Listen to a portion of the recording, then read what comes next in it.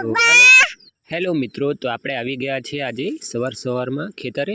તો આપણે આજે જોવાના છે કાંદા જે હાર્વેસ્ટિંગ માટે તૈયાર છે। તમે જોઈ શકો છો મીડિયમ સાઇઝ, મોટી સાઇઝ હવે ઉખાડવા માટે આ તૈયાર છે। થોડાક દિવસમાં આપણે એને ઉખાડીશું, તમને બતાવીશું કેવા કાંદા થયા છે। આ ઓર્ગેનિક કાંદા છે, આમાં ખાતર જરા પણ નાખ્યું નથી, ઘર માટે છે। એટલે તમે જોઈ શકો છો મસ્ત કાંદા આવેલા છે।